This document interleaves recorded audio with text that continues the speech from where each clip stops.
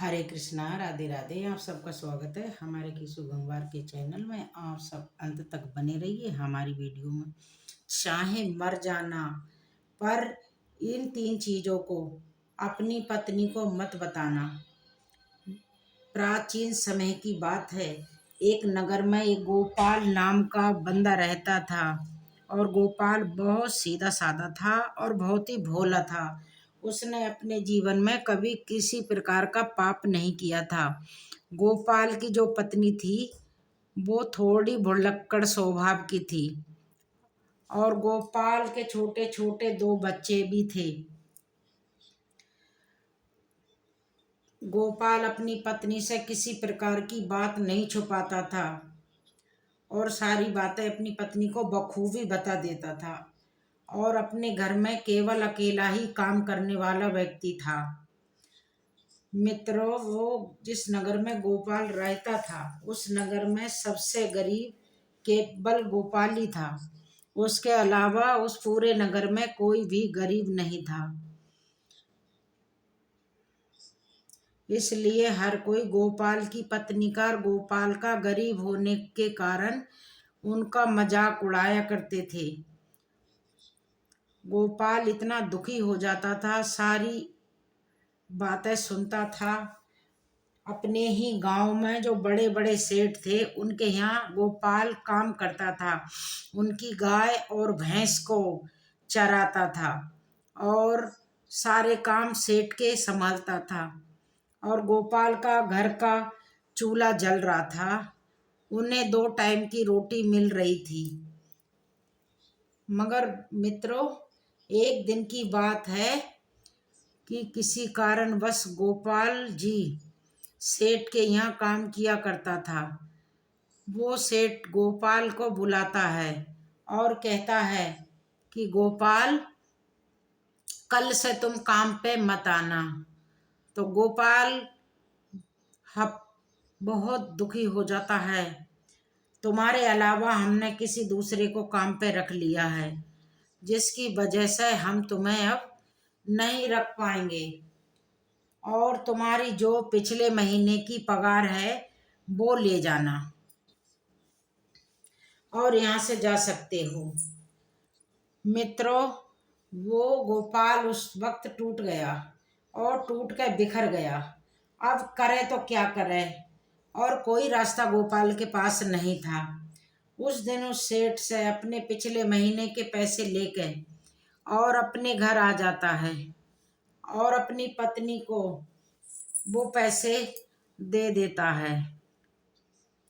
और अपनी पत्नी को जैसे ही पैसे देता है, उसकी पत्नी बहुत खुश हो जाती है, और गोपाल बहुत दुखी होता है।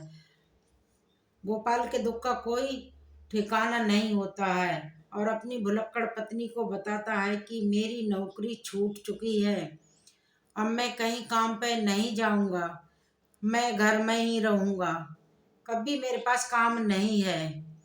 तो मित्रों, उसके बाद में उस दिन के बाद गोपाल अपने घर में ही रहने लगा, और कोशिश करता रहा, क्योंकि उसके पास कोई काम नहीं बचा था। उसके बाद में देखते ही देखते कई दिन बीत गए, परंतु गोपाल को कोई काम नहीं मिल रहा था, और घर में रखे हुए जो पैसे थे वो धीरे धीरे सारे खर्च हो गए थे, जो उसको उसके सेठ ने दिए थे। उसके बाद में गोपाल इस बात को सोचने लगता है कि हमारे घर का चाल चलन कैसे चलेगा, हमारे घर का चूल्हा कैसे जलेगा। हमारे घर में कमाने वाला केवल अकेला मैं ही हूँ, और मुझे कुछ ना कुछ तो करना होगा, वरना इस तरह तो हम भूखे ही मर जाएंगे। इसी तरह गोपाल देखते ही देखते कई दिन बीत गए, और गोपाल के घर में एक समय ऐसा आया कि जब गोपाल के घर में खाने के लिए एक दाना भी नहीं था, और उन सबको बहुत उदास हो गया, और मन ही मन अपने आप को कोसने लगा और फिर एक दिन की रात तो गोपाल को अपनी पत्नी और अपने बच्चों के साथ भूखा ही सोना पड़ा। और फिर जैसे ही दूसरे दिन सवेरा हुआ तो गोपाल अपने घर से थोड़ी ही दूर एक जंगल में जाता है और लकड़ी काटने जाता है जंगल में। तो गोपाल जैसे ही जंगल में लकड़ियां काटने के लिए जाता है, गोपाल को एक संत दिखाई देते हैं और वो संत भगवान होते हैं। वो इतने विशाल संत होते हैं, इतने कि वो अपने जो कह देते हैं उनकी दृष्टि से वही हो जाता है। और उनकी दृष्टि जब गोपाल उनके पास जाता है और जब संत दिखाई देते हैं तो गोपाल उन संत के नजदीक जाता है और उनके पैरों में गिर जाता है।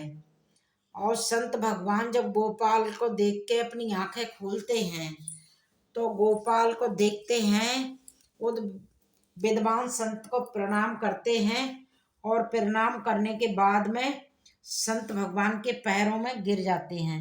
गोपाल जब पैरों में गिर जाते हैं तो भगवान उनको कहते हैं कि तुम्हें क्या चाहिए, हमें बताओ, हम तुम्हें वही दे देंगे जो आपको चाहिए, पर आपको सच्चे मन से बताना होगा कि आपको क्या चाहिए। तो गोपाल कहता है कि हे प्रभु, मेरे घर में 2 दिन हो गए चूल्हा नहीं जला है, इसीलिए मैं आज बहुत दुखी हूँ। मेरे घर में खाने को अन्न नहीं है और जैसे मेरे बच्चे उठते हैं बहुत बिलखते हैं भूखे, तो मुझ पे देखा नहीं जाता। प्रभु मुझे कुछ ऐसा बता दो जो मैं अपना घर चला पाऊं। संत इस प्रकार उनको देखता है गोपाल को, तो गोपाल में कोई भी, कभी गोपाल ने किसी का कोई बुरा नहीं करा था और सबकी भलाई ही चाहता था।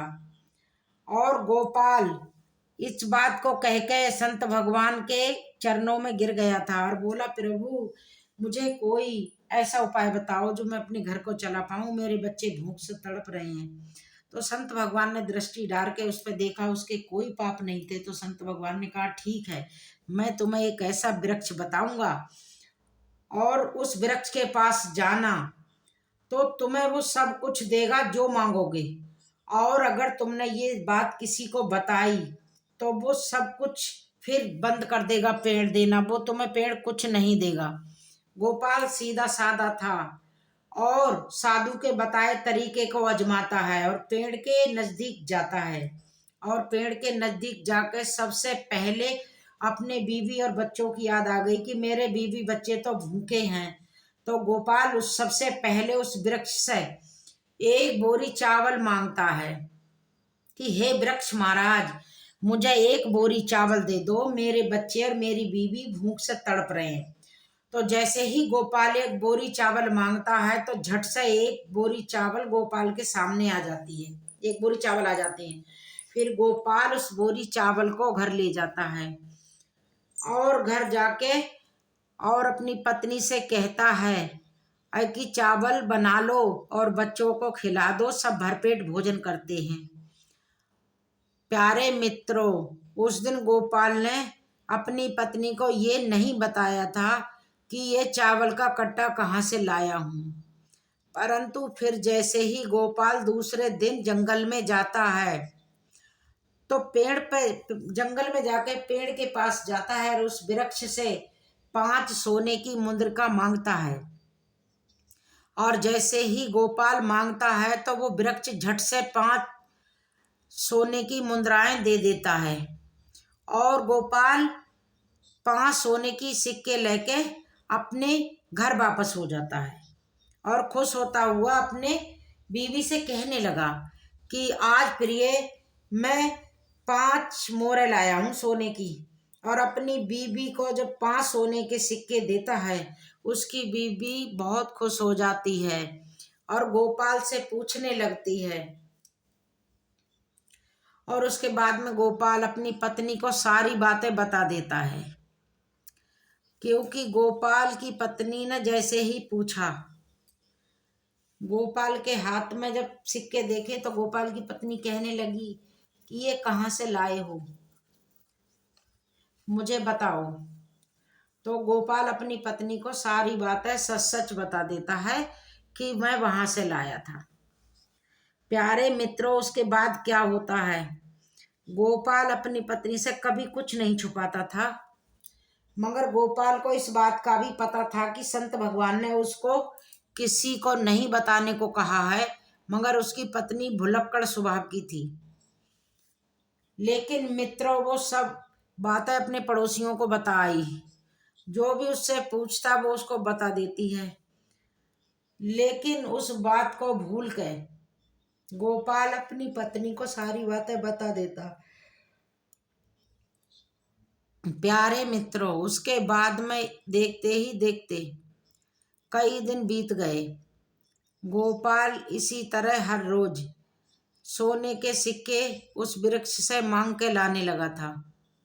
और फिर एक दिन की बात है, जब गोपाल अंत में उस वृक्ष से हजारों सिक्के मांगने की बात करता है। जब गोपाल हजारों सिक्के मांगता है तो जैसे ही गोपाल ने एक बोरी सिक्के मांगे तो एक बोरी सिक्के आ जाते हैं गोपाल के सामने। तो गोपाल उस एक बोरी सोने के सिक्कों को अपनी पीठ पर रख के ले आता है और घर ले जाके प्यारे मित्रों, वो सोने के सिक्के पाकर और उस विद्वान संत का आशीर्वाद पाकर वो गोपाल देखते ही देखते बहुत अमीर हो गया था। गोपाल के पास बहुत सारा धन हो गया था और गोपाल जिस सेठ के यहाँ नौकरी करता था उस सेठ से भी ज्यादा धनी मानी हो गया था और गोपाल उससे भी ज्यादा अमीर हो गया था। प्यारे मित्रों, गोपाल के सारे गांव वाले देख के दंग रह गए और वो सब सोचने लगे कि गोपाल कोई बहुत बुरा काम करता है और इतना जल्दी धनी मानी हो गया है और इतना ऊपर कैसे उठ रहा है। वो गोपाल से सारी बातें पूछने लगे। गोपाल से अगर पड़ोसी पूछते कि तुम आखिर में इतने बड़े धनवान कैसे बन गए हो, तो गोपाल कुछ बातों को छुपा जाता था और सच नहीं बताता, क्योंकि गोपाल को संत भगवान की बात याद थी, किसी को बताने के लिए मना किया था। परंतु वे लोग गोपाल को छोड़ के गोपाल की पत्नी से पूछने लगे कि तुम्हारे घर में धन अर्जित कहाँ से होता है। तो मित्रों, आपको तो पता ही है, गोपाल की जो पत्नी थी वो भुलक्कड़ थी और इतना भुलक्कड़ थी कि वो भूल जाती थी, कह के उसके मन में कोई बात नहीं छुपती थी। गोपाल की पत्नी ने पूरे गांव को सारी बातें बता दी। आखिर मेरा पति कहाँ से धन लाता है। तो गोपाल की पत्नी सारी बातें उनको बता देती है और देखते ही देखते गोपाल जब एक दिन उस वृक्ष के पास जाता है फिर से धन लेने के पास, तो वृक्ष से धन की मांग करता है, वो वृक्ष धन नहीं देता। गोपाल कई बार प्रयास करता है पर वृक्ष धन नहीं देता है, धन नहीं देता है पेड़। फिर गोपाल वहां से घर चला आता है और अपने घर आके और इस चीज के बारे में ज्यादा नहीं सोचता है। मगर जब गोपाल दूसरे दिन फिर जाता है और फिर वृक्ष से मांग करता है, कई चीजें मांगता ही रहता है और मांगने के बावजूद भी उसे कुछ भी प्राप्त नहीं हुआ। फिर गोपाल निराश होकर और सोचता हुआ अपने घर आता है और अपनी बीवी से पूछता है कि भाग्यवान, आज मैं वृक्ष के यहाँ जाकर आया हूँ और वृक्ष ने मुझे कुछ भी नहीं दिया। जब धन मांगा तो वृक्ष ने मुझे कुछ नहीं दिया। कहीं तुमने किसी को उस वृक्ष के बारे में बताया तो नहीं है। पत्नी कहने लगी कि मुझसे सारे पड़ोसी पूछते हैं तो मैंने तो सारे पड़ोसियों को बता दी, और इसमें कोई संदेह नहीं है कि गोपाल की पत्नी गोपाल से कहती है कि पिया जी, हमसे तो गांव वालों ने पूछा था कि इतना सारा धन तुम्हारे घर में कहाँ से आता है, तो मैंने तो उन सबको बता दिया था। अपनी पत्नी के मुख से ये बात सुनकर गोपाल बहुत दुखी हो गया, और गोपाल समझ जाता है हो या ना हो, ये मेरी बीवी की सारी करतूत है। प्यारे मित्रों, उसके बाद में गोपाल अपनी पत्नी को बहुत डांटता है, और फिर किसी प्रकार दिन बीतते रहते हैं। कई दिन बीत जाते हैं, कई महीने बीत जाते हैं, साल बीत जाता है। गोपाल के पास जितना धन होता है वो सारा धन खर्च हो जाता है, और गोपाल देखते ही देखते फिर से गरीब हो जाता है।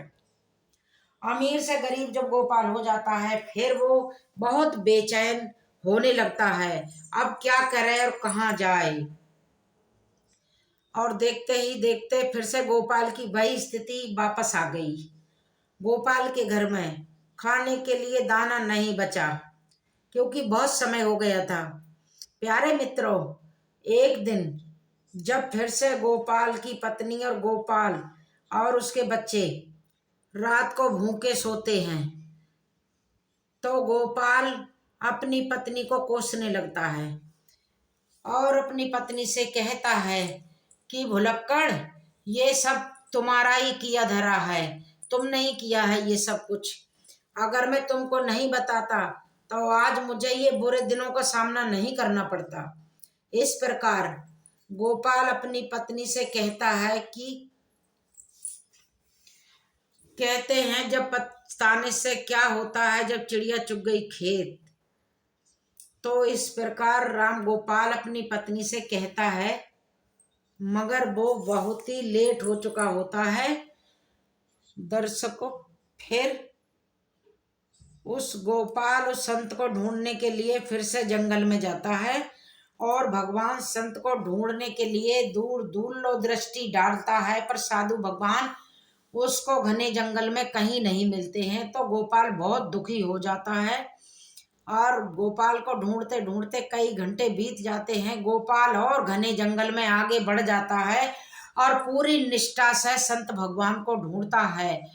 तो संत उसको मिल जाते हैं। संत भगवान को मिलते ही संत भगवान के चरणों में गोपाल गिर जाता है, रोने लगता है, गिड़गिड़ाने लगता है, हे पितामह, हे गुरुदेव, आप ही आखिर मुझसे ऐसी कौन सी भूल हो गई जो आपने मुझे इतना बड़ा दंड दिया, मुझसे आप रूठ गए हैं। आप ही मेरे ही दाता हो, आप ही मेरे अन्नदाता हो, आप ही मेरे विधाता हो। हे विधाता, आप मेरी भूल को माफ करें, और जो भी मुझसे भूल हुई है उसको मुझे क्षमा करें। ये बातें गोपाल संत भगवान से कहता है। आज मेरे बच्चे भूखे सो रहे हैं, मेरी पहले वाली स्थिति वापस आ गई। आज मेरी बीवी बच्चे भूखे सो रहे हैं, इसलिए पितामह आप मेरी सहायता करें। प्यारे मित्रों, उसके बाद में वो विद्वान साधु गोपाल से कहता है कि गोपाल, अगर ऐसी बात है तो मैं तुम्हारी सहायता करता हूँ और तुम्हें माफ करता हूँ, परंतु आज मैं तुम्हें एक बात बताऊंगा।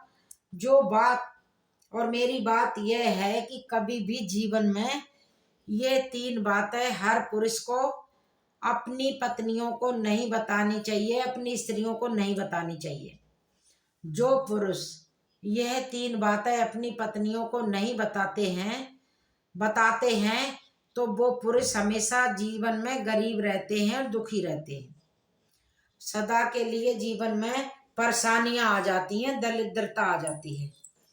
प्यारे मित्रों, उसके बाद में विद्वान संत कहते हैं कि गोपाल, अगर इन 3 बातों को आप से ही अमल कर लोगे तो फिर से तुम्हारा अच्छे दिन आ जाएंगे, और फिर से तुम्हारे पास बहुत सारा धन आ जाएगा, और तुम धनी मानी बन जाओगे, और तुम्हें कोई नहीं रोक पाएगा। जो तुम्हारे पास पहले था वो सारा सब कुछ तुम्हारे पास फिर से आ जाएगा। गोपाल को वो संत बताने लगते हैं, कभी भी किसी पुरुष को अपनी पत्नी को अपनी कमाई का जरिया नहीं बताना चाहिए, क्योंकि अगर आप अपनी पत्नी को, एक स्त्री को कमाई का जरिया बता देते हैं, अपनी कमाई के बारे में बता देते हैं, तो वह उस कमाए हुए धन को खर्च करने के ऊपर रोक लगा देती है, उस धन को बिल्कुल भी खर्च नहीं करने देती है, और साथ ही उस कमाई के जरिए के बारे में पूरे गांव को ढिंढोरा पीट देती है, क्योंकि और अपनी बड़ाई समझ के, अपनी तारीफ समझ के लोगों को बता देती है, जिसमें मान हानि एक पुरुष की ही होती है।